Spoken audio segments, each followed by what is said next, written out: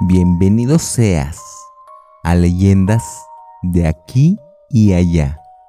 Mi nombre es Jesús G. y espero y sientas el miedo hasta los huesos. El día de hoy te traigo una recopilación de lugares malditos. Espero y la disfrutes. Comenzamos con esta primera leyenda. El pueblo maldito. Doña Micaela era una señora de edad avanzada que en su niñez había nacido en una hacienda de Guanajuato. Su familia era una de las tantas familias que vivían ahí, como parte de los trabajadores de aquella hacienda, que fue bastante próspera ya hace bastante tiempo, donde había varias familias de trabajadores. La familia de Doña Micaela, que era numerosa, emigró a la capital, a la Ciudad de México, cuando Micaela aún era todavía una niña. Así pasaron los años. Doña Micaela creció en la ciudad, tuvo muchos hijos e hizo vida en Ciudad de México, aunque recordaba aquella hacienda del estado de Guanajuato con mucho cariño siempre. Un día, después de pasar muchos años, una persona la reconoció y le preguntó que si ella era Micaela. Ella solo afirmó a esa pregunta, y aquella persona le decía que ella también había vivido en aquella hacienda de Guanajuato en su niñez. Micaela se ponía muy feliz y le preguntaba que cómo estaba todo en aquella hacienda. La mujer respondía que mal, pues parecía como si hubiera caído una maldición en aquel sitio, pues había mencionado que había llegado sequías y el ganado había muerto. El dueño de la hacienda había enloquecido y decía que el diablo lo buscaba para llevarse su alma. Muchas familias habían partido de ese lugar. Mencionaban que muchos habían partido a Estados Unidos, otros se habían ido a otras ciudades como Monterrey o Guadalajara, o a otras ciudades de Guanajuato, pues en esas tierras ya no había nada para nadie. Así Micaela solo se persignaba y decía que qué bueno que se habían podido ir a tiempo antes de aquellos trágicos sucesos. Así Micaela se despidió de su amiga y seguían transcurriendo los años. Un día doña Micaela tenía que hacer un trámite para poder tener su pensión de todos sus años trabajando y presentaba su documentación completa. En esa documentación iba su acta de nacimiento, la cual era una acta original que ya tenía 60 años. Era un viejo papel casi ilegible, remendado con cinta, con el papel cuarteado y amarillo. Así que no le recibieron aquel documento. Entonces doña Micaela trataba de obtener su acta de nacimiento y era un verdadero calvario. Era bastante burocrático aquel trámite, dado que los archivos no los podían encontrar y le decían que tenía que ir a la notaría en la cual se habían hecho originalmente, en esa notaría de aquella hacienda de Guanajuato. Así bastante preocupada doña Micaela iría a aquella hacienda. Un hijo de doña Micaela le acompañaría, el hijo mayor, quien ya era todo un hombre productivo. Así partían a aquella hacienda. Al ir llegando, a la primera persona que veían le preguntaban sobre la notaría. Aquella persona, con un semblante bastante inexpresivo, decía que todos esos documentos los habían migrado al pueblo más cercano y que allá le solucionarían ese trámite. Entonces partían al pueblo más cercano donde le solucionaban el trámite y así tenían nuevamente aquel documento. Entonces el hijo mayor le proponía regresar o quedarse en la ciudad de Guanajuato para visitar todos aquellos hermosos sitios que tiene aquella ciudad. Y su madre, ilusionada, le decía que a ella le gustaría pasar una noche en aquella hacienda de su infancia. Su hijo, de nombre Salvador, por complacer a su madre, le dijo que estaba bien. Entonces dirigió su camioneta hacia aquella hacienda, dejando ese pueblo.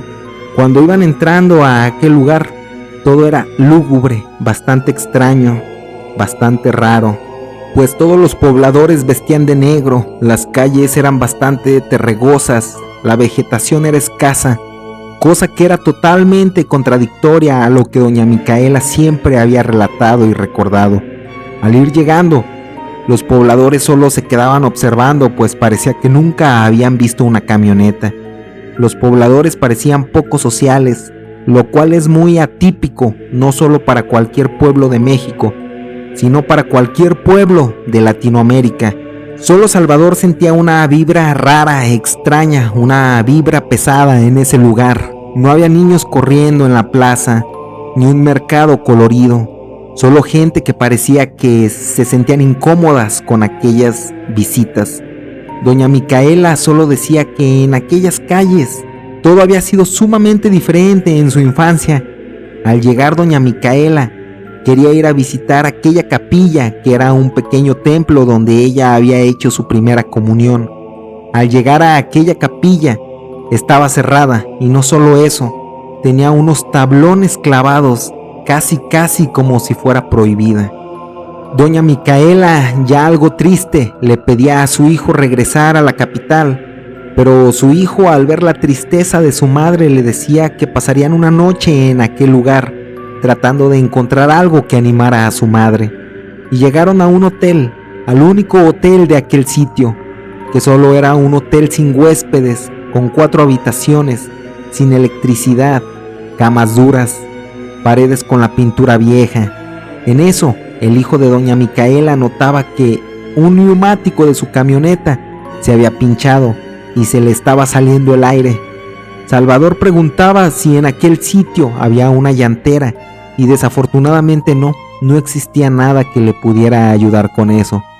Y así el hijo de doña Micaela optó por ir al pueblo más cercano, que estaba algo retirado, tomaba su neumático pinchado y así se daba marcha para tratar de llegar antes de que oscureciera ese día.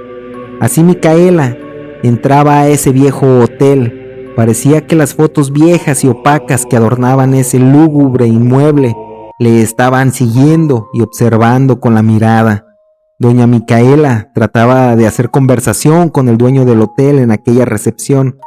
Aquel dueño del hotel decía que tenía meses sin tener ningún inquilino, pues en ese pueblo no había nada para nadie, no había nada que la gente quisiera visitar. Así Micaela optó por salir, esperando encontrar a algún conocido o tratando de encontrar algo que le hiciera recordar algo de su infancia. Toda la gente solo vestía de negro, tapando sus cabezas con un tipo de capucha. Quien haya visitado pueblos o quienes vivan en alguno saben que la gente normalmente es muy saludadora y hospitalaria, pero en ese pueblo no, parecían sentirse incómodos con los visitantes. Doña Micaela, bastante decepcionada, solo caminaba en aquellas casi ruinas de aquella hacienda que parecía un viejo pueblo fantasma, sin niños ni jóvenes, sin risas, sin convivio de la gente.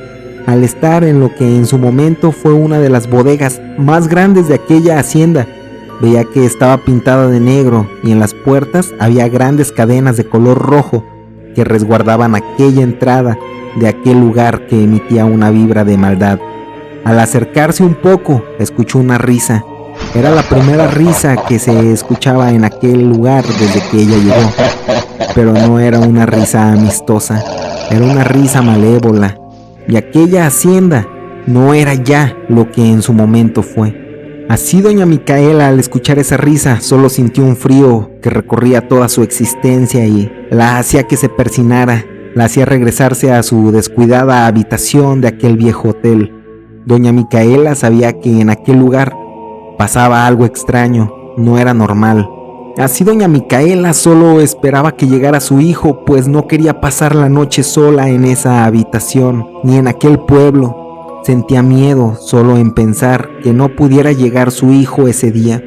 Doña Micaela solo observaba al horizonte, en aquella opaca ventana que tenía vista a una triste plazoleta, cuando escuchó que se acercaba un motor, y ella por un momento se ilusionó, pues creía que era su hijo, y que tal vez el llantero le había acercado a la hacienda, pero la decepción fue ver que llegaba un auto, parecía bastante viejo y lujoso, aproximadamente de los años 50, pero a su vez estaba sumamente cuidado, y entre aquella opaca ventana veía que descendía quien en algún momento había sido el dueño de la hacienda, quien había enloquecido y había muerto tras quitarse su vida. Lo raro es que parecía que no había pasado el tiempo por él, estaba exactamente igual.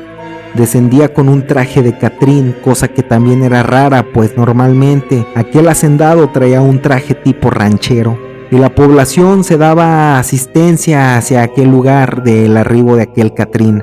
Aquel Catrín solo sacaba unos costales y se los daba, y aquella población solo le besaba la mano y regresaban a sus hogares. Para eso las preguntas de Micaela eran más que las respuestas. Así Micaela, entre ese puñado de gente, por fin vio un rostro familiar, un rostro conocido. Era su mejor amiga de la infancia. Así Micaela, con reservas y con cautela, siguió a su amiga entre uno de esos callejones donde no había nadie. Micaela le llamó y le dice: «Enedina». Aquella mujer voltea y Micaela le pregunta que si la recordaba. Enedina, con un semblante seco y serio, le responde y le dice: «Claro que te recuerdo con cariño, eres Micaela y me da gusto verte, aunque mi semblante no lo aparente». «Pues no lo aparenta porque no deberías estar en este sitio, que ya dejó de ser desde hace mucho un lugar de Dios». Micaela le preguntó que por qué la gente era tan rara, que quién era ese elegante Catrín, por qué la iglesia estaba cerrada y clausurada con grandes vigas de madera, y que dónde estaban los jóvenes. Enedina solo se volteó y siguió caminando. Entonces doña Micaela a los pasos le alcanzó y con lágrimas en los ojos le rogaba que por la gran amistad que tuvieron, que le dijera por favor qué estaba ocurriendo. Y doña Enedina le decía a Micaela: «Está bien, por la gran amistad que tuvimos, te lo diré, aunque tal vez sea peligroso para ambas, y por el cariño que aún te tengo, te lo diré. En este pueblo, aquel hacendado tenía dicha riqueza y prosperidad porque había vendido el alma al diablo. Al final de sus días, tu familia ya se había marchado, pero quienes nos quedamos pasamos por el peor de los infiernos. El ganado comenzó a morir, los plantíos se secaron, la gente que tenía unas monedas se iba, pero quienes no teníamos dinero solo nos quedamos. No obstante, con todas las desgracias, llegó una enfermedad que hacía que a la gente le salieran llagas en todo el cuerpo. Muchos niños y ancianos murieron. Cuando creíamos estar destinados a la muerte, llegó ese Catrín, que no es nadie más que el diablo. Y así llegaba y ofrecía salud, riqueza, y que nunca nos faltaría nada. Pero quienes pactáramos con él, no podríamos salir de este pueblo y que tampoco podríamos más ya adorar a Dios, solo a Él. Es por eso que en la gran bodega hoy es un templo para Satanás, donde le veneramos. Hubo gente que después de hacer el pacto, ya con unas monedas, trataba de salir del pueblo. Moría a los cuantos metros de haber salido y la gente ya no tuvo descendencia, ya que cuando nacía un infante, el maligno lo quería como sacrificio. Conservamos nuestra vida, Micaela, pero ¿a qué costo? Nunca nos falta nada, pero nos falta todo. Así que vete tú que puedes, abandona este pueblo maldito». Así Enedina solo se daba la vuelta y se marchaba. Micaela ya estaba muy asustada y se regresaba inmediatamente a su hotel. Al ir ingresando en la recepción, el dueño del hotel le decía a doña Micaela que le invitaba a una misa, ya que él no estaría más tarde, pero que ella era bienvenida en la gran bodega. Doña Micaela, ya asustada y prevenida por su amiga de la infancia, le decía que no, pero que muchas gracias, que de seguro su hijo no tardaba. Así doña Micaela escuchaba unas campanadas, pero no eran provenientes del templo, más bien eran de la gran bodega. Así la gente se enfilaba para acudir a esa misa negra. Aquella gente con el semblante triste, la mirada perdida, un andar cansado. El cielo ya estaba tornándose más y más oscuro, y su hijo no llegaba. Así caía la noche en su totalidad en aquel pueblo. En aquel pueblo solo se comenzaron a escuchar ciertos ruidos, chillidos de puerco, risas demoníacas, sonidos guturales. Doña Micaela solo se hincaba en su habitación y comenzaba a rezar, pero los ruidos no se alejaban. Ella sentía que había algo dentro de su habitación que reía y también se escuchaban pasos muy marcados, como si algo estuviera cerca, rondando dentro de esa habitación, como si alguien más estuviera ahí caminando. Así Micaela, sin poder dormir por el gran pavor y miedo que sentía y sin soltar su rosario, sentía que entraba algo de claridad por fin después de algunas horas. Y aquellos sonidos habían parado, afortunadamente, cuando a los minutos veía que su hijo llegaba con la llanta.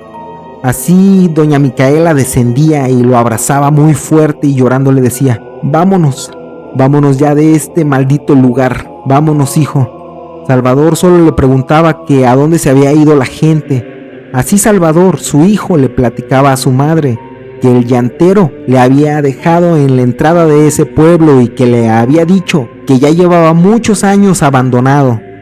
Salvador cambió la llanta de la camioneta y en efecto no había nadie en el pueblo, no había nadie en ese pueblo. Al subir a la camioneta, todavía por la curiosidad, Salvador dio unas vueltas y en efecto no había ni una sola alma en esa hacienda.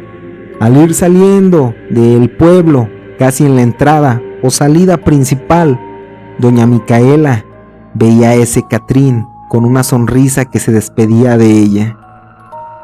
Esta fue la leyenda que el día de hoy he traído para ti.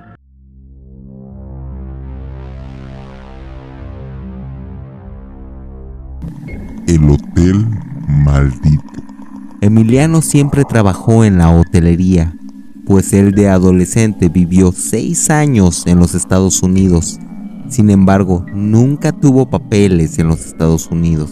Asimismo que durante esos 6 años aprendió a hablar un inglés bastante fluido, pero en una redada migratoria dentro de su empresa en la cual él trabajaba en aquel entonces, expeditamente lo deportaron al no tener esos papeles. Posteriormente a los días ya se encontraba nuevamente en México, ya deportado. Afortunadamente logró hacer buenos ahorros y fincar una bonita casa en un barrio de clase media. Emiliano siempre había sido alguien bastante inteligente, pero por falta de oportunidades nunca pudo estudiar la universidad, ya que sus padres no tuvieron la solvencia para ayudarle. Y ya una vez nuevamente de regreso en México, solo buscaba trabajo en los avisos laborales, ya que era la forma antigua para buscar empleos en los años 70, 80, 90, al igual al inicio de los años 2000. Y realmente esos empleos eran muy exigentes, porque los que no te pedían años y años de experiencia te pedían una licenciatura o te solicitaban conocer algún tipo de carrera u oficio a la perfección, y los que no te pedían tantos requisitos eran muy mal pagados. Así que Emiliano ya llevaba días buscando, pues tampoco quería gastarse los ahorros de toda su vida que había logrado en Estados Unidos. Y veía un anuncio en el cual le pedían preparatoria e inglés. Eran 2 cosas que él cumplía. Así que fue a la entrevista. Le daban un puesto de botones en aquel hotel céntrico. Así que Emiliano poco a poco fue escalando peldaños hasta que ya era el gerente. Luego lo contrataron en otro hotel de mayor importancia y luego en otro todavía más importante. Ya tenía años de experiencia y era bastante bueno en lo que hacía, era bastante dedicado. Así que en su último cambio de trabajo le pedían como requisito la licenciatura, cosa que él no tenía, pero el salario sería el doble que el anterior empleo. Así que desafortunadamente compró un diploma universitario. Era un diploma apócrifo, claro está, y ya llevaba años trabajando en aquel hotel de prestigio cuando descubrieron que su título universitario era completamente falso. Entonces aquel hotel lo despedía y rápidamente se corría la voz en los hoteles de renombre sobre las malas praxis de aquel exgerente. Entonces Emiliano no tenía trabajo y desafortunadamente no le daban trabajo en otros hoteles de renombre por aquella dudosa reputación. Así que mientras buscaba un trabajo veía que solicitaban un gerente en un hotel y aunque la paga no era la mejor, estaría bien para comenzar nuevamente a restaurar su reputación dañada. Cuando llegó a aquel hotel, era muy grande, sumamente grande, pero a la vez era sumamente viejo y descuidado. Estaba falto de mantenimiento, aunque por alguna razón seguía teniendo un buen número de huéspedes y un buen número de ganancias. Llegó y se presentó con el dueño y le decía su currículum laboral. El dueño, quien estaba en sillas de ruedas y por alguna razón no tenía un ojo, aunque Emiliano no quiso preguntar por obvias razones, no quería ser indiscreto. Aquel señor fumaba mucho. Aquel señor a su vez tosía mucho y mientras fumaba su mano temblaba. Aquel señor, el dueño, le decía que no era necesario que le dijera toda su trayectoria, pues en todo el gremio hotelero se conocían, y que también sabía por la situación por la cual estaba pasando, y le mencionaba que a él no le importaba aquella situación, y que tampoco se podía poner exigente, pues ya 3 gerentes le habían renunciado durante el último año. Así que si quería el trabajo, estaba bien y era de él, que también le daría un 25% más de salario, el cual decía aquel anuncio, pero que tenía que advertirle varias cosas sobre aquel hotel, principalmente que la habitación 212 y que la habitación 227 no se abrían jamás, solo que una vez al mes iba un cura jesuita a bendecir aquellos cuartos y mucho menos se ponían disponibles a la renta para los huéspedes. Que cada mes el hotel cerraba un día y aquel hotel no tendría huéspedes durante 24 horas cada mes. Y a su vez aquel anciano le preguntaba a Emiliano que si él creía en cosas paranormales, y Emiliano le decía que no. Entonces aquel señor le decía: pues usted, señor, ya va a comenzar a creer desde que empiece a trabajar aquí, eso se lo aseguro. Emiliano solo decía que eso era para gente con bastante imaginación y que desde luego esas cosas no existen. Aquel viejo le decía: le comenté que mis últimos 3 gerentes renunciaron, ¿verdad? Así que, don Emiliano, le voy a decir la verdad, pero no sé si me vaya a creer. Pero mi padre era un político que fue bastante corrupto y logró adquirir estas propiedades.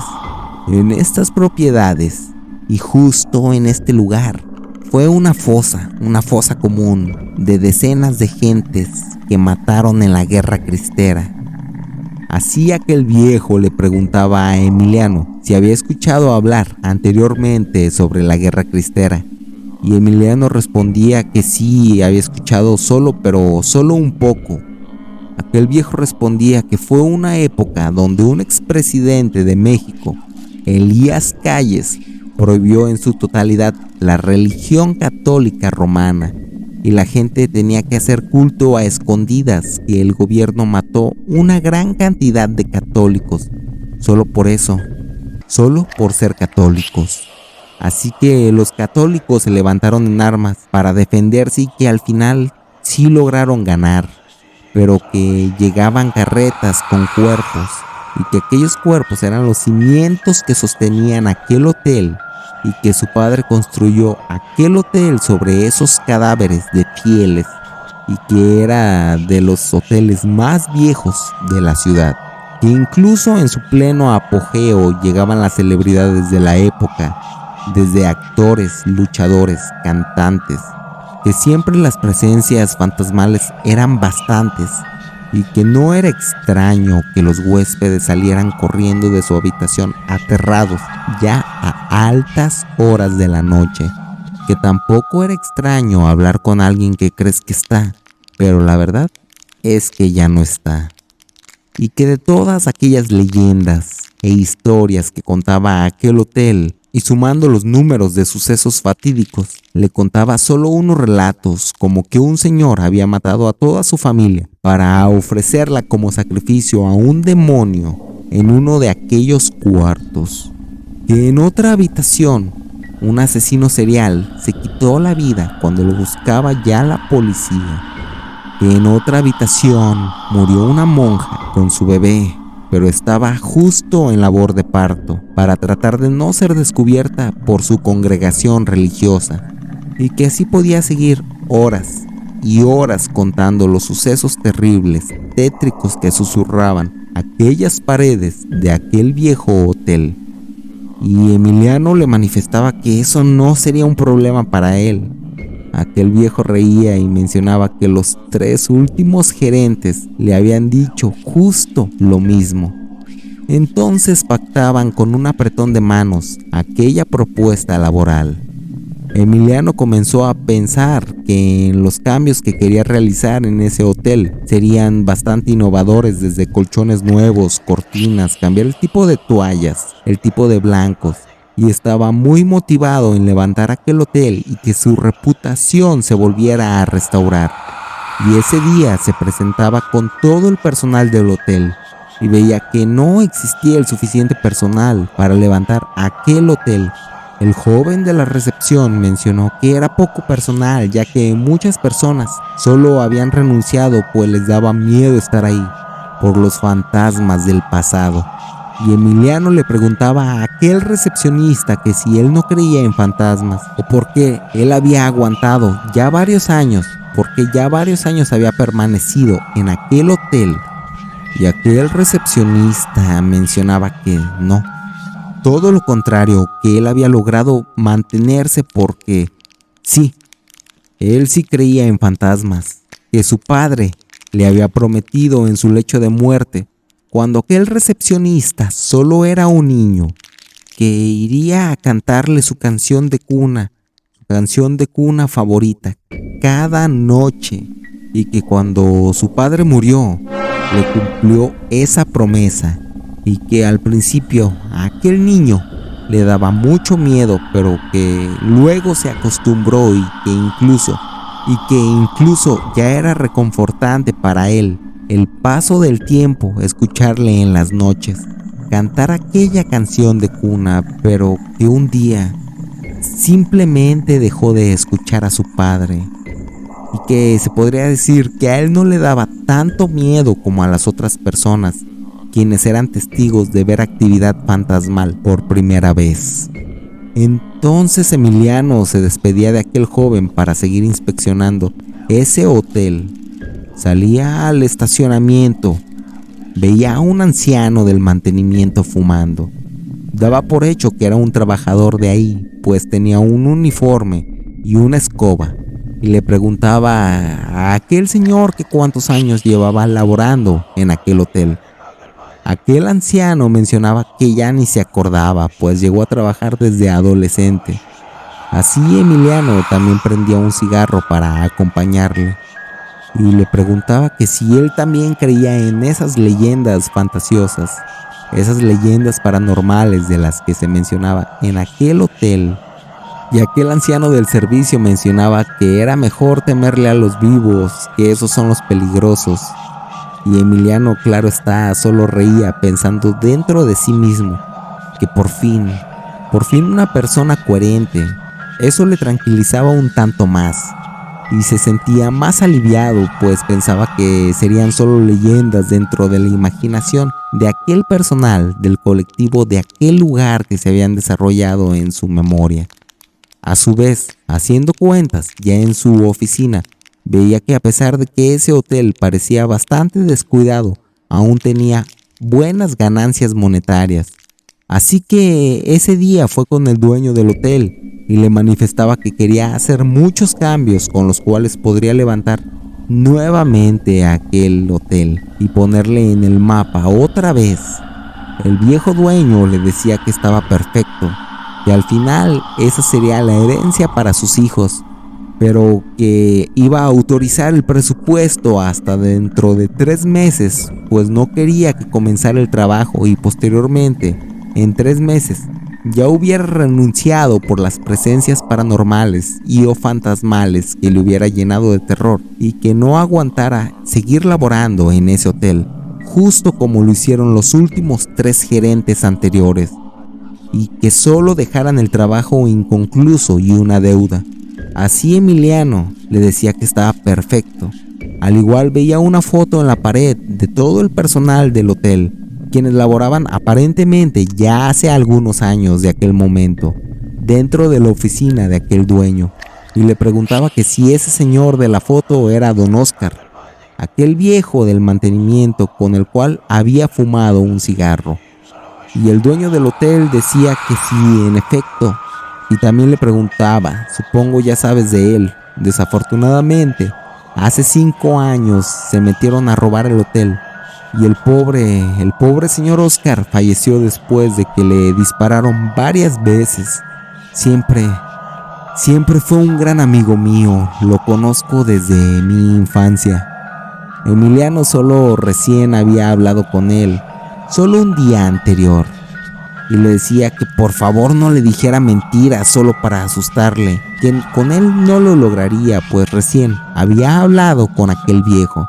Así que aquel dueño del hotel solo reía y mencionaba que si creía que eran mentiras, estaba perfecto, que siguiera creyendo que solo eran tontas bromas, pero que al final creería todo lo que le había contado aquel dueño del hotel. Así que Emiliano ese mismo día iba caminando y veía que había una huésped que se quejaba efusivamente con quien se encontraba en aquel turno laboral en la recepción. Era una chica de nombre Amanda, y así solo Emiliano se presentó como el gerente. Y aquella señora se quejaba de que había una persona del aseo, una mujer que había ingresado en la madrugada, que había sacado el bote de basura y que no quería que volvieran a hacer eso, que respetaran la privacidad, que estaba pagando por una habitación. Aquel gerente mencionó que no tenían personal de aseo en la noche, y aquella huésped solo mencionó que sí estaba insinuando que ella estaba mintiendo. Así que aquel gerente solo se disculpaba con la mujer y así se retiraba. Solo iba pensando qué podría haber ocurrido cuando delante de él veía una monja que caminaba por un pasillo, cosa que incluso podría ser de lo más normal en un hotel, pues tantos huéspedes de distintos lugares. Veía que caminaba, pero iba dejando un rastro, un camino de sangre en el suelo. Aquella monja, cuando dio la vuelta por un pasillo la monja, y Emiliano solo corrió un poco para alcanzarle para preguntarle si necesitaba apoyo médico, pero al voltear al pasillo ya no estaba aquella monja, tampoco la sangre en el suelo, y habían ocurrido solo un instante, un pequeño instante, solo algún par de segundos, así que era imposible que la monja se hubiera desaparecido de la nada. Así Emiliano solo regresaba a recepción, ya bastante confundido, y le preguntaba a la recepcionista que cuál era el día que trabajaba don Oscar. Aquella joven no sabía a qué se refería Emiliano. Aquella mujer le mencionaba que sí había habido un señor de nombre Oscar, pero que él había muerto en un trágico accidente dentro de ese hotel ya hace algunos años. Así que sin duda alguna Emiliano, al notar ese suceso, el suceso de la huésped quejándose, la monja y lo de don Oscar, solo pensaba que tal vez sí era cierto la presencia paranormal en aquel hotel, pero que no dejaría que eso lo afectara y solo seguiría trabajando hasta recuperar su reputación, y ya con su reputación de regreso podría regresar a esos hoteles de 5 estrellas de grandes lujos y seguir laborando en aquellos inmuebles. Ese día solo se enclaustró en su oficina, viendo el inventario de proveedores, empleados, horarios, tratando de encontrar el funcionamiento de aquel sitio. Sin embargo, la verdad es que ya se sentía bastante aterrado por estar deambulando por aquel tétrico hotel. Así ya habrían pasado aproximadamente más de un mes en aquel hotel, Y para ese instante Emiliano ya claro que creía que en aquel lugar, en aquel sitio, ocurrían sucesos paranormales. Había sentido que alguien le hablaba al oído. Volteaba y no era nadie. Era habitual que los huéspedes reclamaran cosas de espanto en la noche, que salieran aterrados de su habitación. Él había sentido al menos que al ir caminando en aquel hotel le empujaban violentamente por la espalda, sin que hubiera nadie más que él solo caminando. Así que Emiliano, ya antes de empezar a trabajar, siempre rezaba y se encomendaba que ese día, por favor, no lo asustaran. Así cuando iba manejando rumbo al trabajo, iba con un sentimiento de tristeza, pues no quería llegar.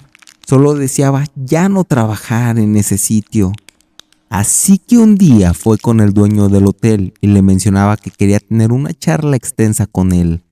Así en aquella reunión, Emiliano le decía que sí, que ya creía en cosas paranormales y que le aterraban, y que como era de esperarse, ya no quería trabajar más en aquel lugar, pero que resistiría, sin embargo, que quería saber la verdad, que quería saber qué había pasado en la habitación 212 y 227, a las cuales nadie podría ingresar.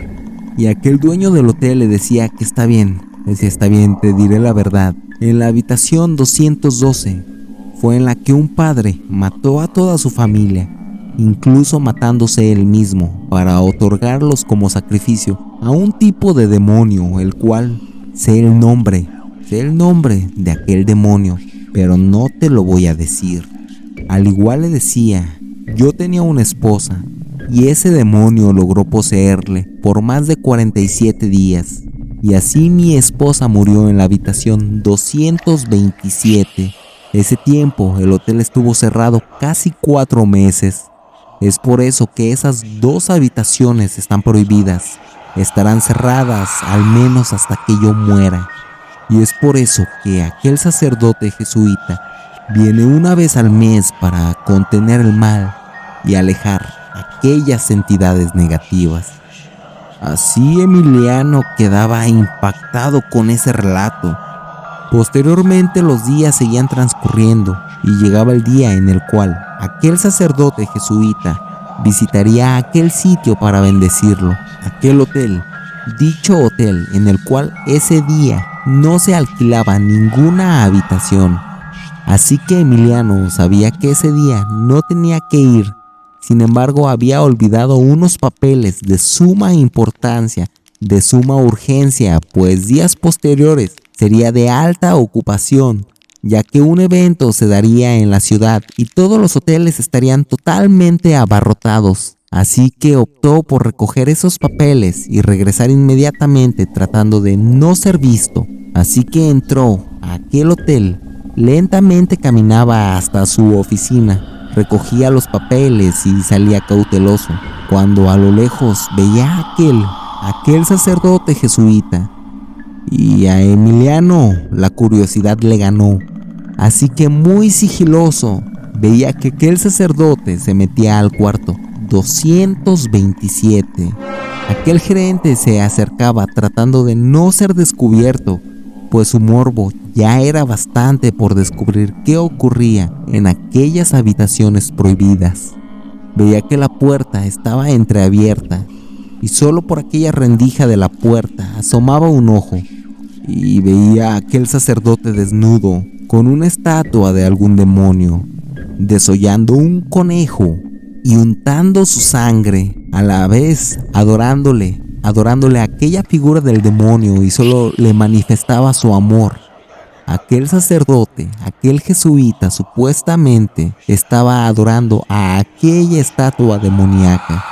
Así que Emiliano solo salía aterrado, tratando de salir lo más pronto posible de aquel diabólico lugar, cuando al ir bajando las escaleras, solo algo lo empujó y solo caía, rodaba por las escaleras, ya en el suelo lastimado, con la frente abierta, un esguince en el tobillo, solo se levantaba por aquel miedo y así salía de aquel hotel maldito. Al día siguiente solo regresó con el dueño del hotel y le decía que sabía que no tenía que estar aquel día en el hotel, pero que era necesario que le platicara lo que había visto, y así platicó todo lo que presenció.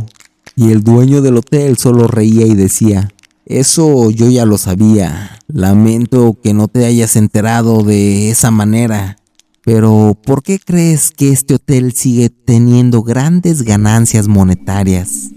Ese señor de obscuridad nos ayuda. Espero no te espante lo que te digo, pero ayúdame a administrar este hotel y te garantizo que las bendiciones obscuras también te van a llegar. Te lo garantizo que te van a llegar. Ayúdame. Así Emiliano solo le decía que no y renunciaba ese día. Ese día se marchaba para ya no saber nada de la hotelería. Posteriormente, con sus años de trabajo, vendió todo. Compró una granja con animales. Después de eso jamás fue tan feliz. Esta fue la leyenda que el día de hoy he traído para ti.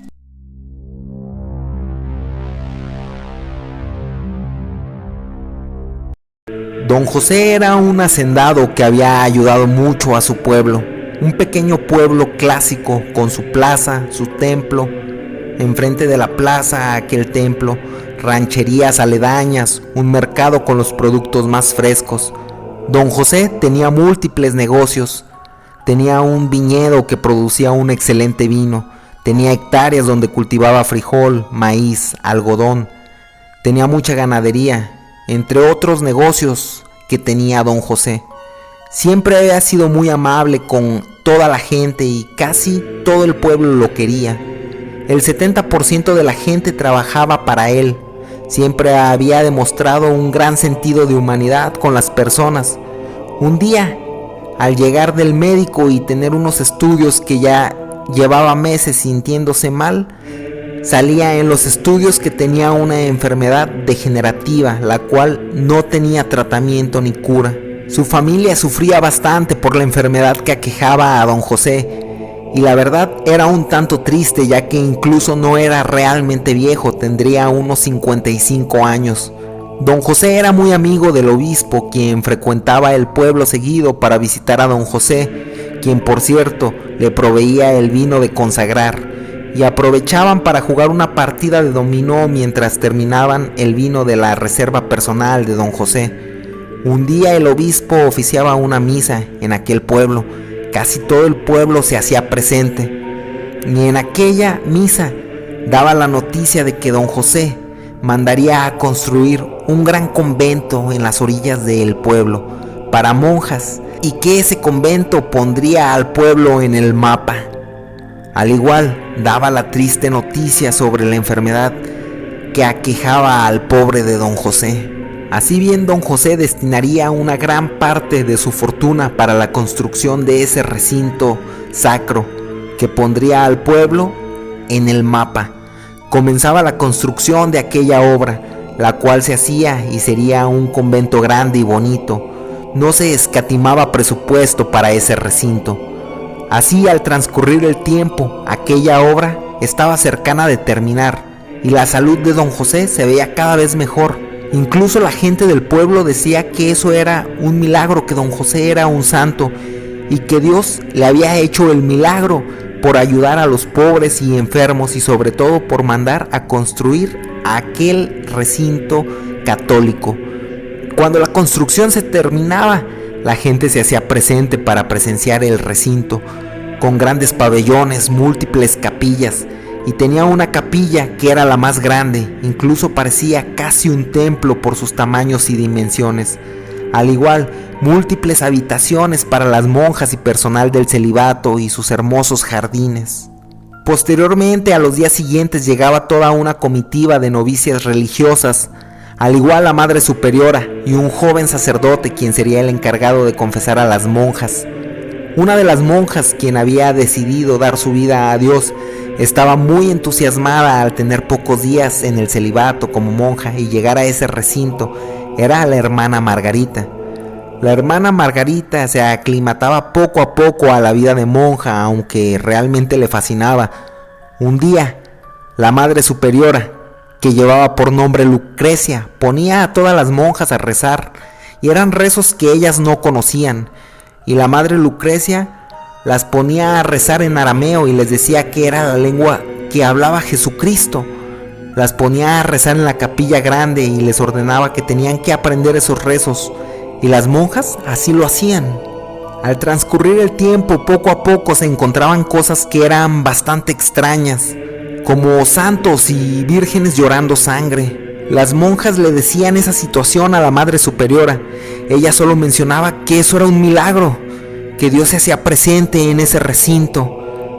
Las monjas, afuera de su habitación, otro suceso que pasaba, también escuchaban risas tenebrosas, veían sombras pasar entre aquellos pabellones y aquellos pasillos.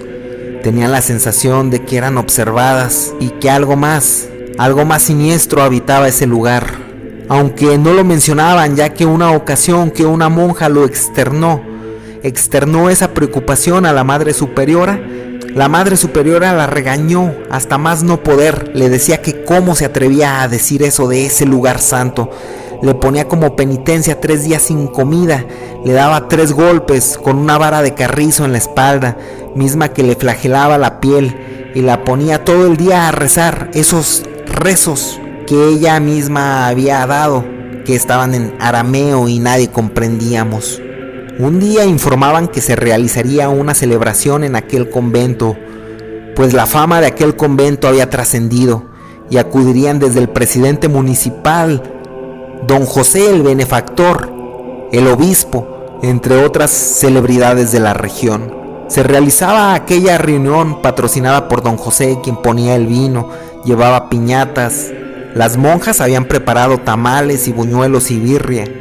Así bien, se hacía de noche, y don José y el obispo hablaban, alejados, en una pequeña capillita que estaba afuera de las otras capillas de la celebración, a mitad de un jardín. Cuando el joven sacerdote se acercaba con el fin de agradecer al obispo y a don José por aquella oportunidad de pertenecer a aquel convento, antes de entrar en aquella capilla, escuchaba la conversación de don José. Y antes de entrar para agradecerles, escuchaba a don José que le decía al obispo: saber que este hermoso convento lo tuve que destinar a Satanás me rompe por dentro. Hace años, cuando le di mi alma al diablo por la inmensa riqueza que hoy poseo, parecía lejana mi muerte, pero ya que vi que estaba cercana por esta maldita enfermedad, le ofrecí otro trato, que sería un inmenso lugar donde religiosas católicas le adoraran. Le ofrecí el alma de mi esposa, también la obligué a que firmara por su alma, al decirle que nos quitarían las riquezas y nuestros hijos en unos cuantos meses quedarían en la ruina y serían pobres de por vida. El obispo le respondía: amigo mío, te entiendo. Yo también, al venderle mi alma a Satanás para que me hiciera una persona importante dentro de la iglesia, la cual hoy, el día de hoy, soy. Créeme que hace años no sabía el costo de este maldito puesto. Y incluso creo que le rezo más al diablo que a Dios. El joven sacerdote Diego, al estar afuera escuchando esas conversaciones, solo se quedaba helado. No lo podía creer. Y pues el sacerdote Diego había notado muchas cosas muy raras en ese convento, como algunas cruces invertidas y de color negro, varias figuras de el diablo, al igual pinturas. Sobre todo recordaba una confesión que había tenido con la hermana Margarita un día anterior, que le decía: Padre, perdóneme, pues he pecado, ya que mi pensamiento es impuro y siento que el diablo habita en este recinto. Siento que la Madre Lucrecia no es buena. Escucho a Satanás reír en las noches. Padre, perdóneme porque he pecado en tener esos horribles pensamientos. Otra de las cosas inusuales que el sacerdote Diego escuchaba era que las campanas de la capilla sonaban a las 3 de la mañana, lo cual es sumamente inusual, Un día el padre Diego le decía a la hermana Margarita que si podían hablar en confesión. Pactaban la hora de la confesión. Al llegar la hermana Margarita, el padre Diego le externaba la preocupación que ese convento pudiera estar maldito, y la hermana Margarita le platicaba todas las irregularidades que ella había visto y notado, y que había escuchado a otras monjas que ya no querían rezar el Santo Rosario y decían que no lo hacían porque molestaban a su señor. El padre Diego le decía a la hermana Margarita que partiría en secreto, sin decirle a la Madre Superiora que iría a ver al cardenal. Todo lo que estaba pasando en ese lugar se lo estaría diciendo, incluso sabiendo que le podría generar un castigo, y que necesitaba la ayuda de ella para secretamente y prudentemente a las monjas les dijera que dejaran de rezar esos rezos en arameo que les proporcionó la Madre Superiora. La hermana Margarita afirmaba que sí, que así lo haría. El padre Diego salió en búsqueda del cardenal, y cuando por fin tenía manera de verlo, a los días, le enseñaba los rezos que la Madre Superiora le estaba enseñando a las monjas, y eran oraciones negras, oraciones a Satanás, ya que uno de los sacerdotes especialistas en lingüística lo confirmaba de esa manera. El cardenal enviaba al convento una comisión a investigar. Al igual, el padre Diego iba de regreso al convento con otros 2 sacerdotes más expertos en esos temas. Al igual, las manifestaciones se hacían más presentes en aquel convento. Las imágenes religiosas seguían llorando sangre y cada vez era más obvio que algo inusual pasaba en aquel recinto. Incluso un día en la capilla grande tenían la cruz invertida. Era una cruz que medía más de 2 metros y estaba pintada de negro. Al ver la situación, la hermana Margarita se acercaba con las monjas que ella veía que eran de confianza y aún no eran víctimas ni eran tentadas por Satanás. Y a las monjas de su confianza les pedía que dejaran de rezar esos rezos en arameo y que comenzaran a rezar el Salmo 91. También les daba botellitas con agua bendita para que secretamente trataran de esparcir esa agua por donde pudieran en cualquier parte de ese convento. Una mañana, las monjas veían que había un puñado de hermanas, de monjas, que habían cambiado sus hábitos, los cuales eran café caqui, a un color totalmente negro con una cruz invertida en el pecho, y siempre seguían a la Madre Superiora Lucrecia. Serían 10 monjas aproximadamente quien siempre estaban detrás de ellas.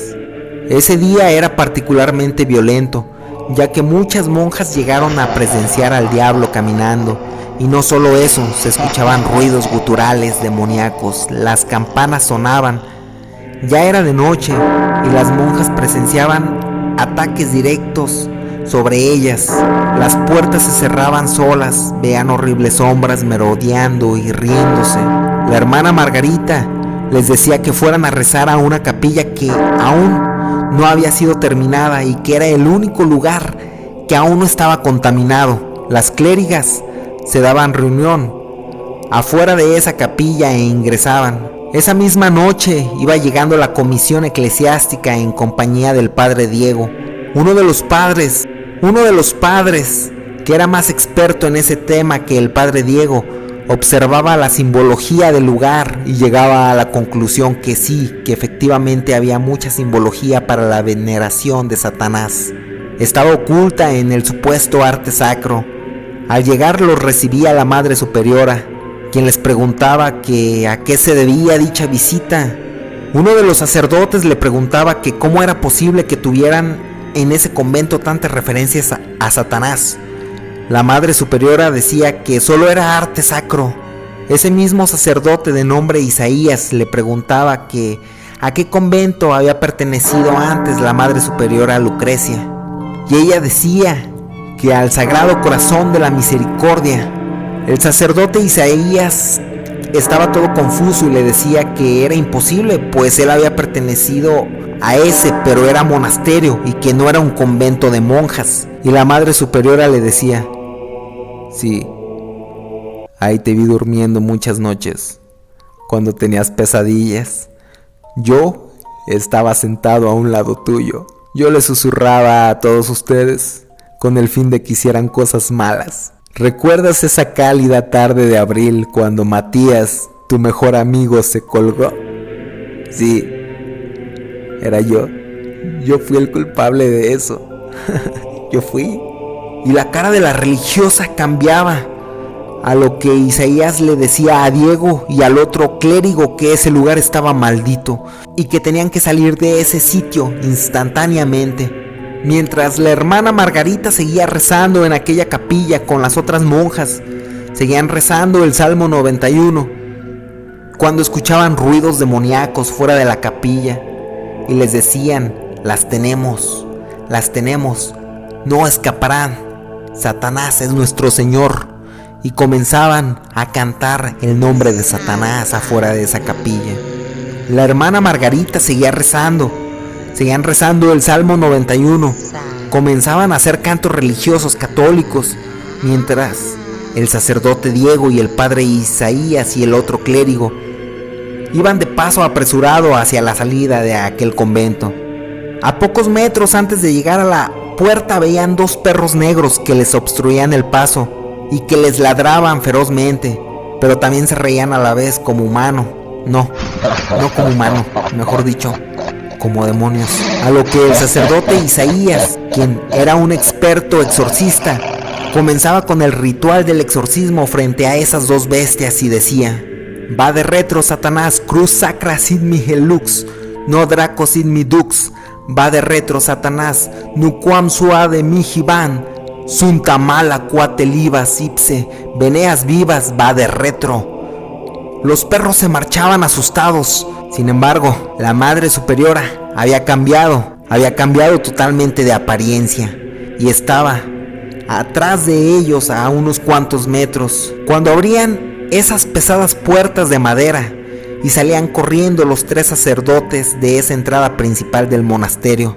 La hermana Margarita en aquella capilla, después de estar haciendo oración y rezos y cantos, notaba que ya no se escuchaban esos terribles gruñidos ni voces ni lamentos demoníacos, y aprovechaban eso para salir corriendo de esa capilla. Ya corriendo en ese jardín se encontraban a los 3 sacerdotes que al igual iban corriendo, y Diego le mencionaba que tenían que salir de ese demoníaco lugar. Cuando ya afuera, a varios metros, veían a lo lejos, en las puertas de aquel recinto, a la Madre Superiora con 10 monjas de vestimenta negra. Ellas regresaban a ese convento maldito. Al día siguiente, el clero se deslindaba de ese recinto totalmente, y de boca a boca se pasaba la noticia que era un lugar maldito. A los días la enfermedad de don José regresaba, pero el pueblo ya no quería tener tratos con él, pues ya lo tenían como satánico, al igual del obispo, el cual era destituido de su cargo por el arzobispado. Incluso se le daba de baja como clérigo. A los días siguientes, el exarzobispo solo desapareció de la nada. Jamás se supo nada de él. Don José moría totalmente enfermo, y la familia de don José, por su reputación de satánicos y al ya nadie querer hacer negocios con ellos, el dinero se les iba yendo como agua entre las manos, quedando en su total miseria esa familia. Al padre Diego y a las hermanas se les enviaba a otros conventos, y ese convento maldito abandonado solo quedó olvidado por el tiempo. Los pobladores tenían miedo solo de acercarse o mencionarlo, aunque aún se dice que las campanas siguen sonando a las 3 de la mañana todas las noches.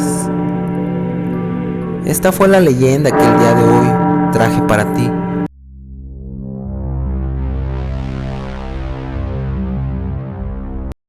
Don Germán era un señor excéntrico que nunca pudo tener hijos, aunque siempre quiso tenerlos, pues había logrado tener una empresa metalúrgica bastante exitosa, la cual le había dado las ganancias monetarias para tener un estilo de vida bastante cómoda y sin ninguna presión monetaria.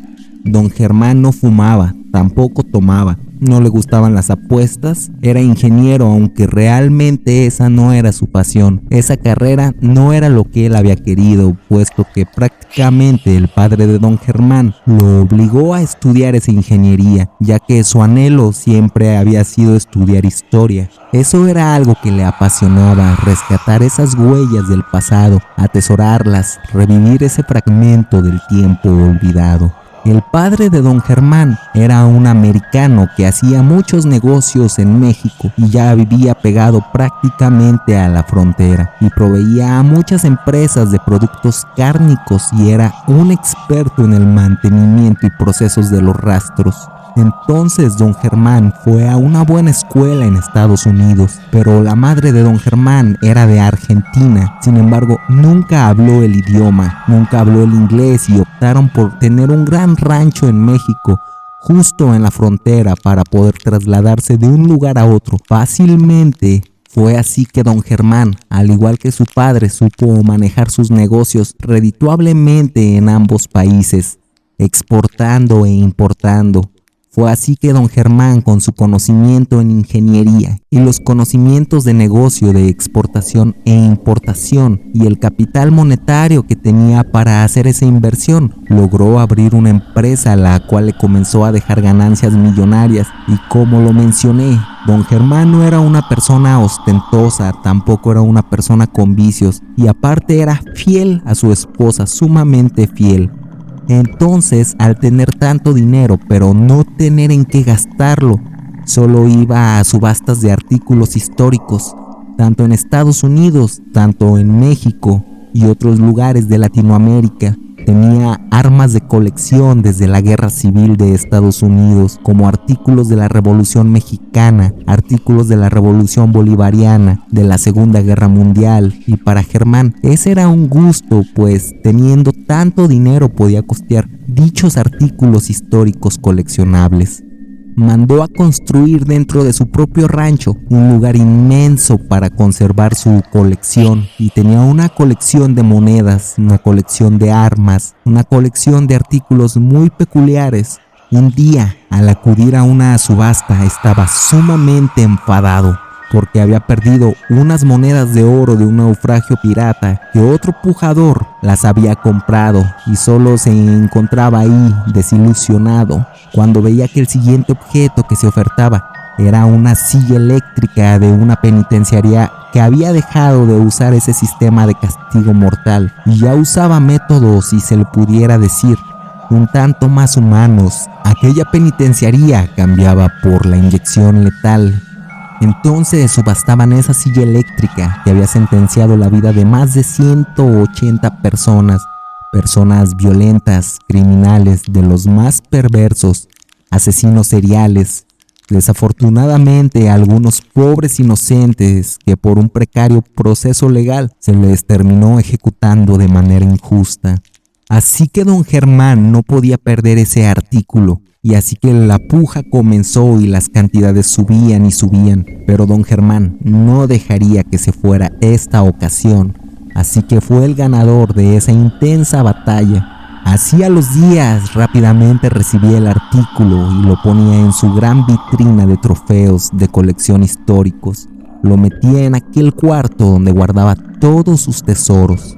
Solo la esposa de don Germán no valoraba ni comprendía aquella actividad, pues para ella solo lo veía como un pasatiempo de su esposo, sin mucha productividad. Pero aquel coleccionista, al no tener hijos ni amigos que compartieran ese gusto por la historia, él notaba que la única persona que le interesaba bastante era una sobrina, hija de su hermano, quien le pedía que le contara la historia de esos objetos. Ella tan solo tenía 17 años. Así que aquella adolescente iba a pasar tiempo con don Germán, pues aparentemente ella era también una amante de la historia desde tan corta edad. Pasaron los años y aquel coleccionista tenía una colección envidiable de artículos, de la cual se sentía orgulloso, aunque un tanto triste, pues su esposa desafortunadamente estaba pasando por una enfermedad con principios de pérdida de memoria. A pesar de que a aquella mujer no le faltaba nada, pues su esposo la tenía con los mejores cuidados, Aquel hombre sabía que su edad ya era algo avanzada y le daba miedo que aquellos valiosos artículos terminaran perdiéndose en el futuro o peor, siendo destruidos. Don Germán tenía en su testamento desde luego que a su esposa, pues quería asegurar que ella estuviera bien y con los mejores cuidados hasta el final de sus días. Y a la siguiente persona, en caso de no estar su esposa, sería a su querida sobrina, a la cual él sentía la confianza de que esos valiosos artículos serían atesorados y valorados por ella. Para don Germán, quien había sido creado como un católico por su madre, notó que al llegar la noche en ese enorme salón de reliquias pasaban cosas, pues tantas historias, tantos objetos, en ocasiones con una gran historia gris. Solo comenzaba a fluir una energía un tanto turbia, pues llegó a ver sombras, a escuchar gritos, llantos, lamentos. Tanto fue la presencia paranormal que dejó de asistir a ese salón por las noches, pero era tanto su amor por esos artículos que no podía despedirse ni soltarlos por nada del mundo. Entonces don Germán pactaba con un museo de Estados Unidos que donaría una gran cantidad de objetos invaluables, pero que quería que ese museo colocara una placa en la cual se le reconociera a aquel coleccionista por su arduo trabajo por conservar la historia. Y el museo aceptó sin el menor de los problemas. Desafortunadamente para don Germán, solo el acuerdo se pactaba de una manera verbal. Y un día, al comer su platillo favorito, que era adobo verde de costilla de puerco, el cual pedía su preparación al menos 3 veces por semana, un pequeño hueso de puerco quedó obstruyendo su garganta y así moría por asfixia, sin lograr cristalizar su objetivo de donar sus artículos al museo. Así mucha gente se daba presencia en el funeral, pues aquel hombre siempre había sido muy querido por todos sus socios, sus empleados, amigos, familiares. Todos se encontraban tristes en aquel funeral, todos menos una persona, la cual era su esposa, ya que por desgracia aquella mujer no asimilaba el evento fatídico por la pérdida de memoria que estaba sufriendo. El funeral se efectuó y a los días la esposa de aquel hombre, sin tener conciencia de lo sucedido, recibió una llamada del museo y aquella mujer no sabía qué ocurría, así que los empleados domésticos trataban de explicarle la situación de aquella colección.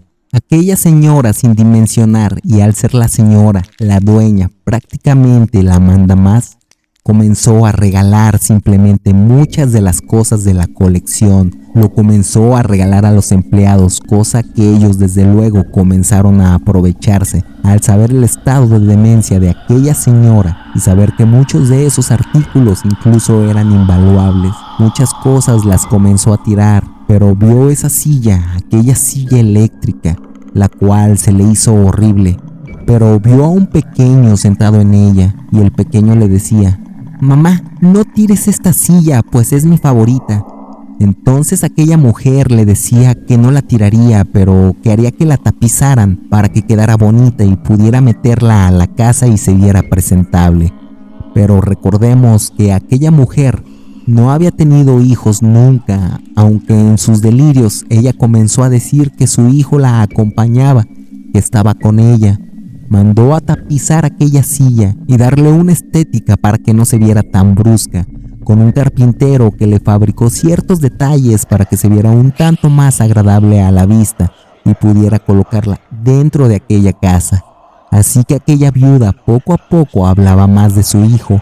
También mencionaba que su hijo la empezó a castigar y que su hijo era alguien malvado que le quería hacer daño, que le dijo que la iba a ahorcar.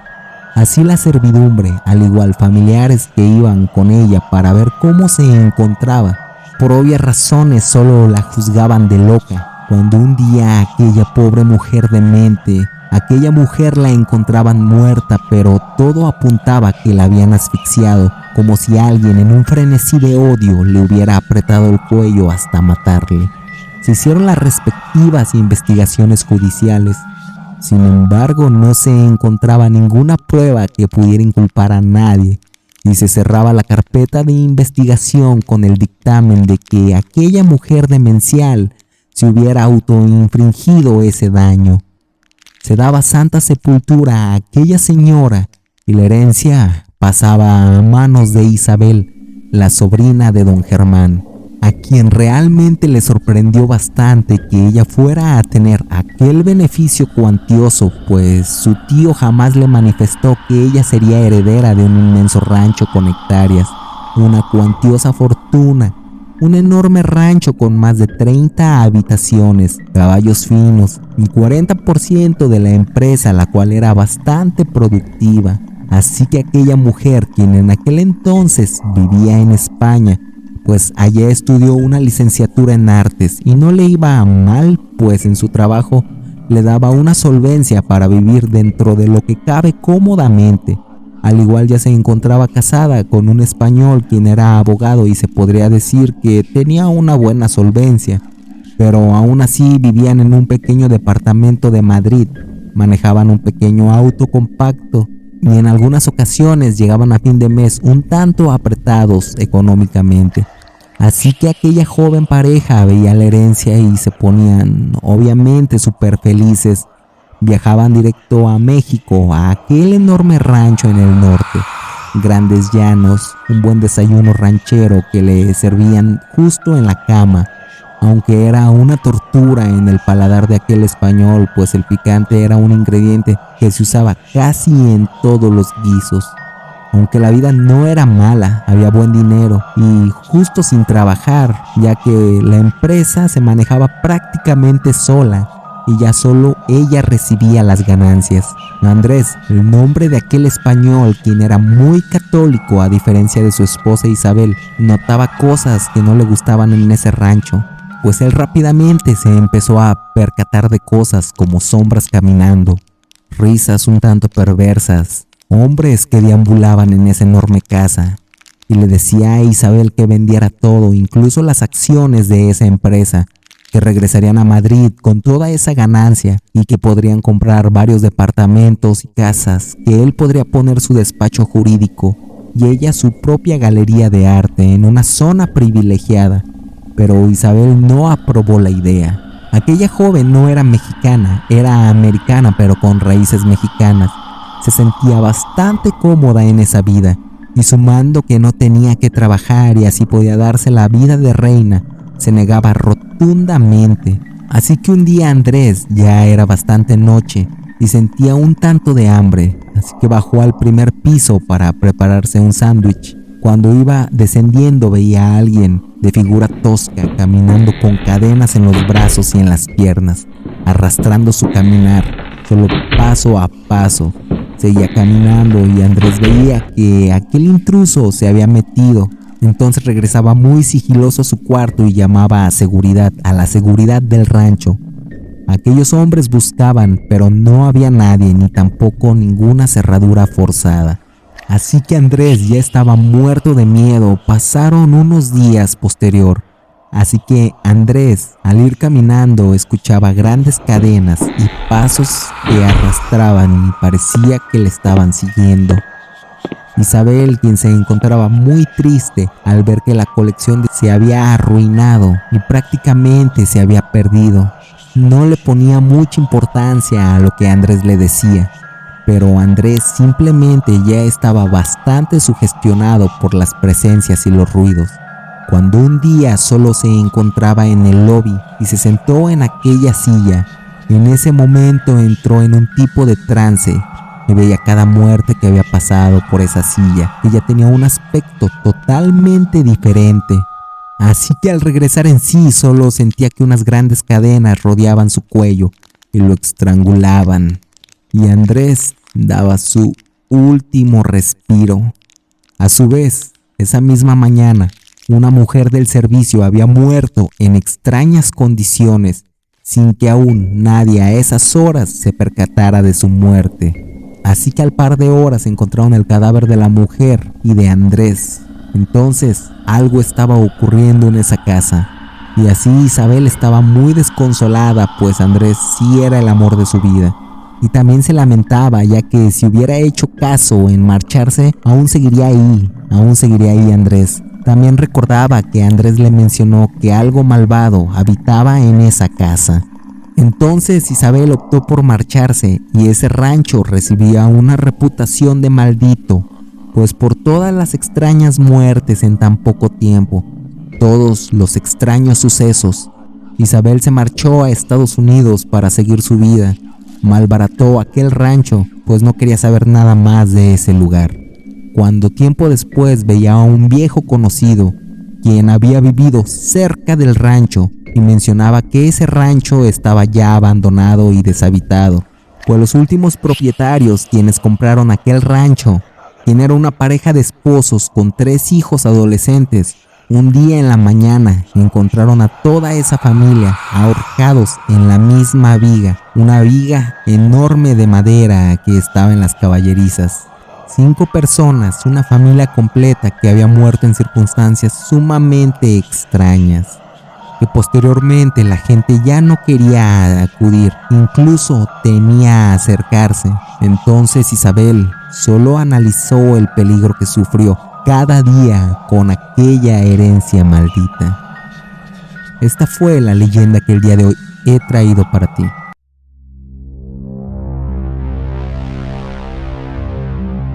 La historia se desarrolla en un poblado, el cual en sus orillas existía un cementerio, o actualmente existe.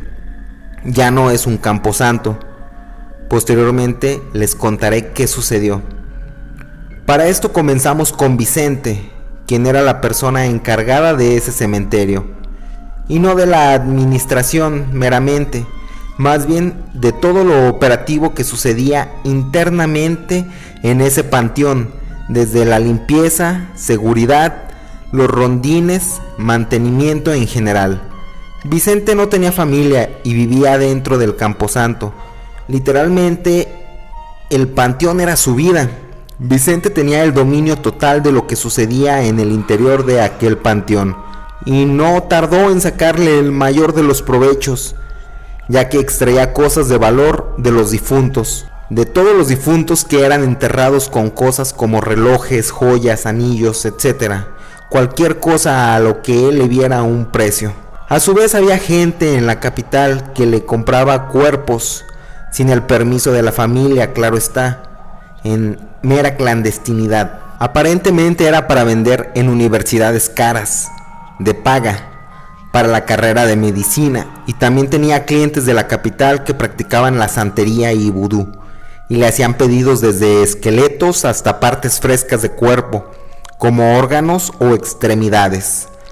Vicente era una persona sin escrúpulos, que no sentía el menor de los remordimientos y solo era impulsado por el dinero, el cual le llegaba a manos llenas por estas actividades ilícitas, y no por su salario, el cual realmente no le importaba, más bien eran por sus turbios negocios dentro del panteón, todo el manejo, todo el mal manejo que hacía. Un día se oficiaba un sepelio, donde aparentemente quienes iban al sepelio no eran personas del pueblo, más bien eran personas foráneas. Llegó una caravana de autos con personas vestidas de negro, lo cual hasta ese punto es normal en funerales, pero esas personas desprendían una aura distinta. Portaban medallones, anillos, figuras extrañas, y aparentemente tenían varios terrenos en ese panteón para varias tumbas en aquel camposanto. Vicente ya sabía la rutina. Se oficiaba un rosario por un sacerdote.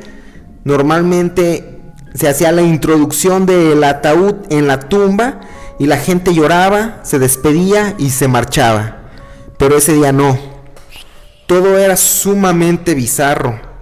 Primero, la tumba no tenía una cruz, más bien tenía algo como un dibujo, algo como un humano con una cara de cabra. Llegó un sacerdote con una túnica y vestido de negro, quien oficiaba la misa en nombre de su señor Lucifer.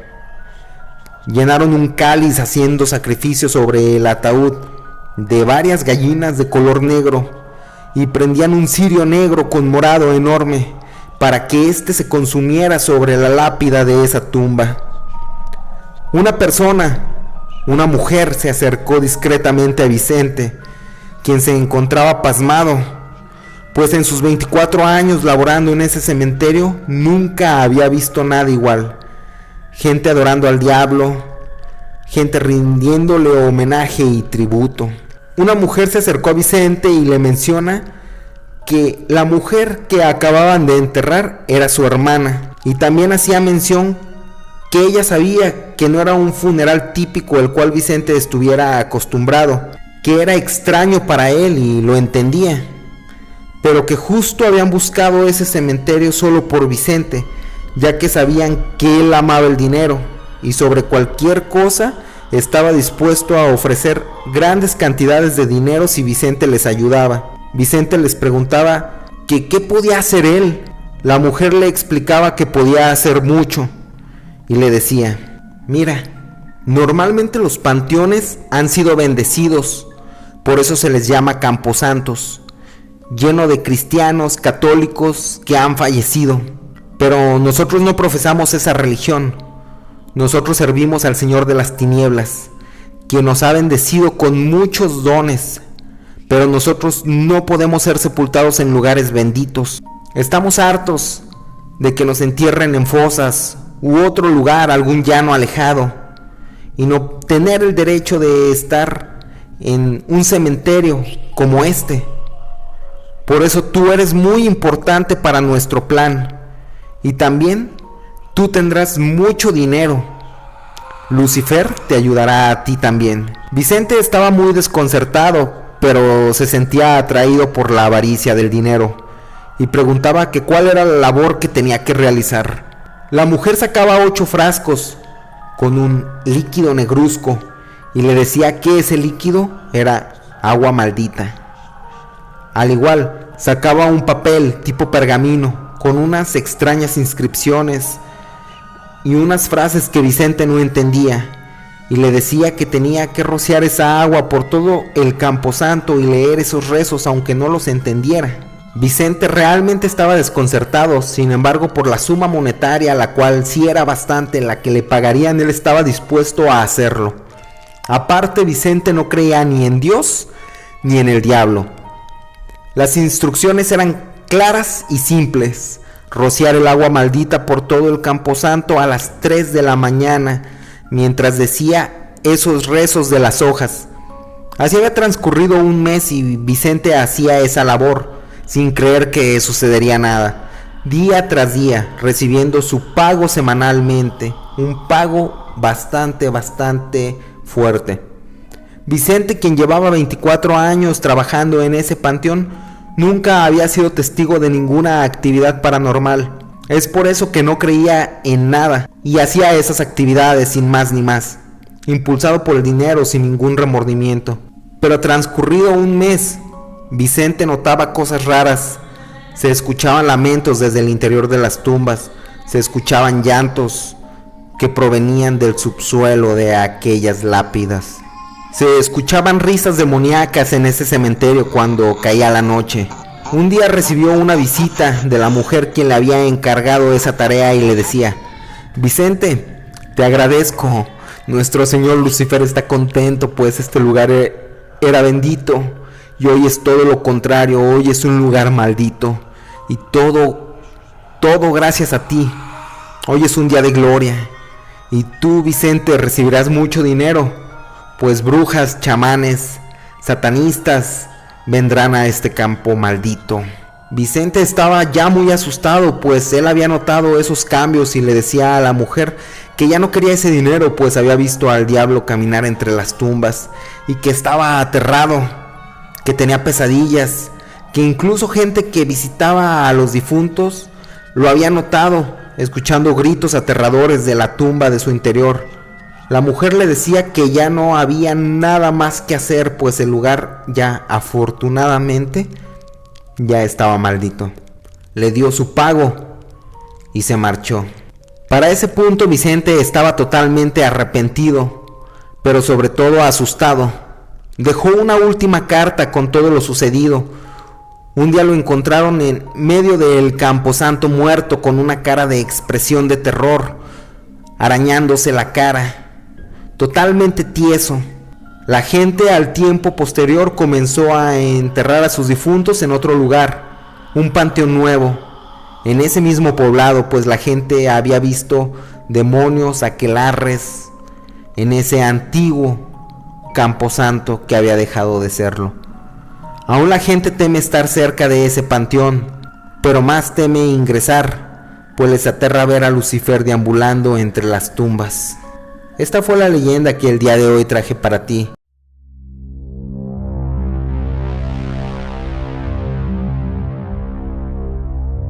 Hay lugares que parecen que están destinados a que haya una seguidilla de sucesos paranormales e inexplicables. Sean lugares que incluso el gobierno, periodistas, investigadores les estudian. Hay lugares tan enigmáticos como el Área 51 que realmente no sabemos qué está ocurriendo en su interior.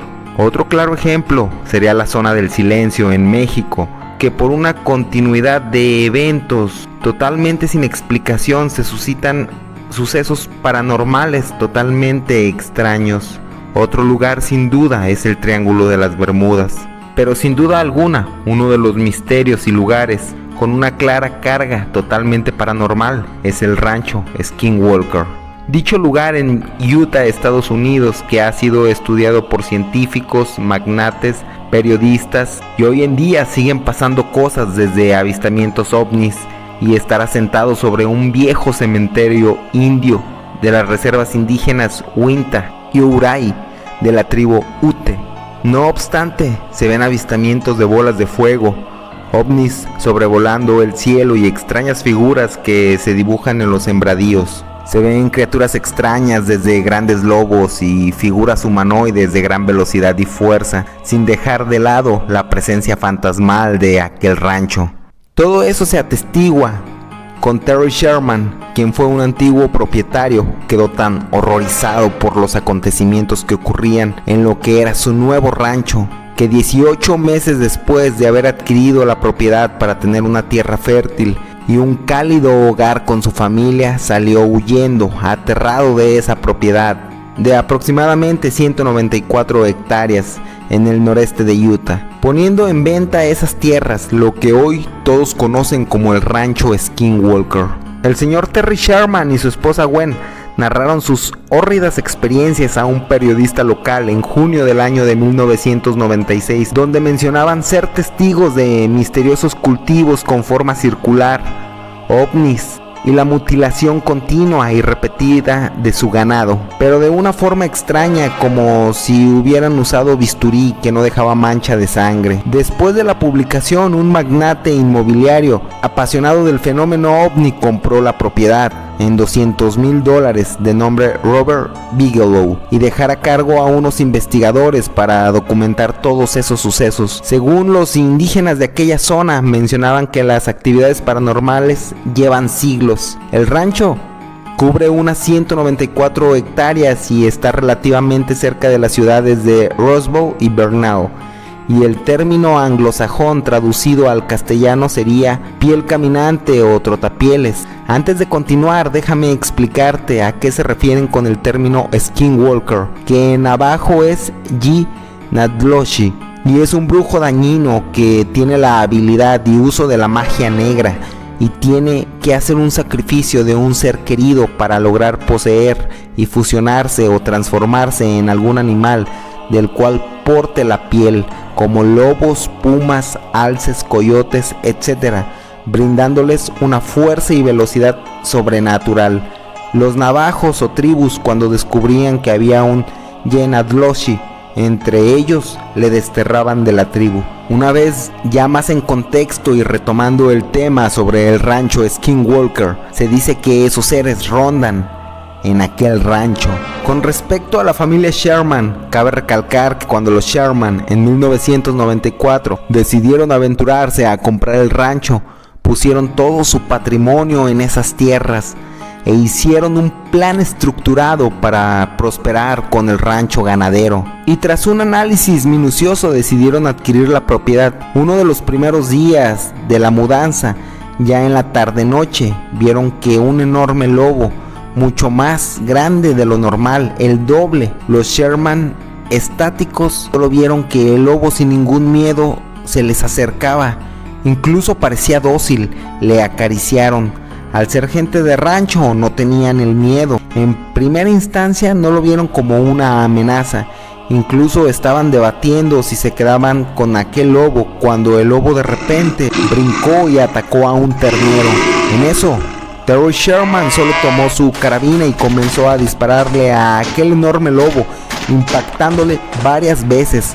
Aquel lobo, sin asustarse en lo más mínimo y sin ninguna sola herida, solo se quedaba estático, observando a los Sherman llevándose a aquel ternero entre sus fauces. Cabe recalcar que fue uno de los primeros indicios y experiencias atípicas que presenciarían los Sherman. Les seguía presenciar que ciertos plantíos se habían quemado.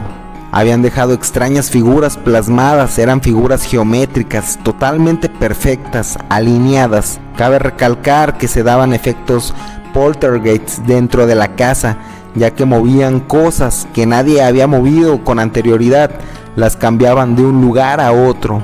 Terry Sherman llegó a observar unas luces dentro de su rancho, de su propiedad, al acercarse creyendo que tal vez era un carro que se había perdido. Y al estar ya más cerca, veía que esas luces se elevaban. Incluso los perros en una ocasión persiguieron esas luces y jamás se le vio nuevamente al par de perros que persiguieron las luces, como si las luces se los hubieran llevado. Los Shermans sentían presencias extrañas dentro de la casa y un día al despertar vieron un extraño comportamiento en sus vacas que se movían de una forma lineal, bastante atípica, con un comportamiento totalmente extraño. Parecía que seguían algo, parecía que algo les estaba dando órdenes. Posteriormente a los días veían parte de su ganado muerto. Los Shermans llamaban a la policía, pero los policías quedaban totalmente pasmados, pues los cortes parecían que los habían realizado un cirujano, no había sangre. Entonces, ¿qué había sucedido? Entonces, al transcurrir solo un par de años, incluso menos, los Shermans habían decidido vender todo su patrimonio, aquel rancho, al magnate Robert, que formó los Knights. Entonces, al publicarse la noticia, Robert y el instituto privado, el cual lleva el nombre de Instituto Nacional para las Ciencias del Descubrimiento, Robert dejó de planta para que se encargaran para estudiar el rancho Skinwalker. Varios investigadores se adentraron e hicieron varios libros investigando sobre los cuales replicaban el resultado paranormal que se daba dentro de ese rancho maldito, el cual incluía ganado masacrado, mutilado o simplemente desaparecía, avistamientos de orbs en el rancho, objetos voladores no identificados y en ocasiones un fuerte olor a azufre, figuras humanoides con ojos color rojizo, inmune a las balas que deambulaban entre ese rancho con pieles colgando. En el año 2006, Steve Rinehart, un locutor de radio, publica unas fotos de una visita que tuvo al rancho Skinwalker. Eran unas huellas que medían 43 centímetros de longitud, tipo humanoide y bestia, incluso precisando el lugar en Google Earth. Tras las múltiples investigaciones, se menciona que la actividad paranormal en el rancho es de manera inconsistente, ya que en ocasiones el rancho entra en una relatividad calma, pero otras ocasiones la actividad es mucho mayor, lo cual ha producido una complejidad para los investigadores y el estudio de aquel rancho. Sin embargo, los investigadores que estudian aquel rancho siguen guardando muchos secretos de lo que sucede en el interior del rancho Skinwalker. George Knapp, uno de los investigadores principales, en el 2006 declaró en el programa Coast to Coast, un famosísimo programa dedicado a lo paranormal en Estados Unidos, que los fenómenos paranormales habían comenzado nuevamente con una gran actividad paranormal, por lo que habían recurrido a usar medidas de seguridad como carteles y avisos para cuidar la integridad de vecinos y curiosos, ya que no era seguro y era bastante peligroso el solo acercarse a aquel sitio, y que si alguien entraba o intentaba entrar en aquel rancho sería procesado a las autoridades pertinentes.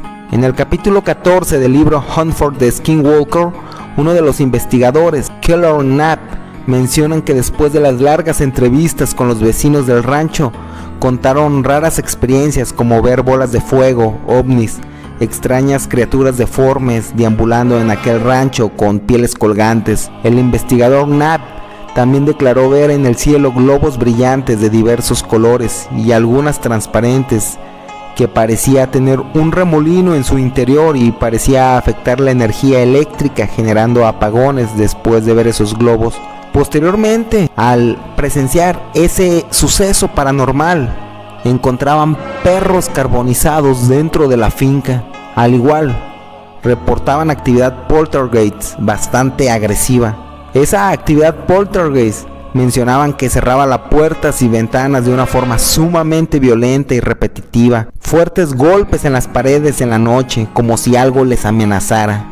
El magnate dejó un sistema de vigilancia de 24 horas para captar las anomalías que se presenciaran dentro de aquel rancho. Sin embargo, cuando estas sucedían, generaban fallas eléctricas, cortes eléctricos, incluso averías en estos sistemas. Los investigadores también mencionaron ver una gran criatura humanoide en una rama de un árbol a 50 metros de distancia de ellos, y que voces se escuchaban en el suelo de las noches que susurraban. En 2018 salió un documental en History Channel, en el cual incluye documentos de la investigación, y miembros de la tribu Ute reconocieron que raros fenómenos ocurrían en este lugar desde hace siglos, según sus ancestros. En 1776, el misionero franciscano Silvestre Vélez de Escalante escribió sobre unas inusuales bolas de fuego que aparecían en su campamento elevándose, justo en el rancho Skinwalker.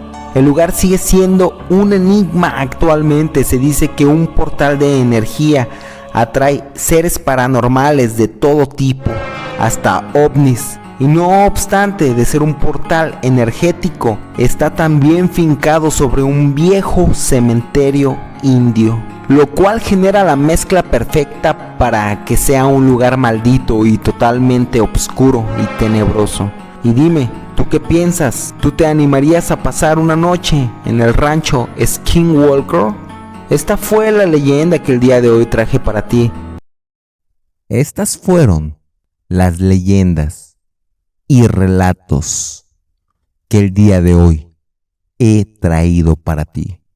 Espero y los hayas disfrutado, pero sobre todo espero y esta noche, cuando vayas a dormir y todas tus luces se encuentren apagadas, recuerdes muy bien estos relatos. Me despido. Mi nombre es Jesús G. Y a mí solo me resta desearte una mórbida noche.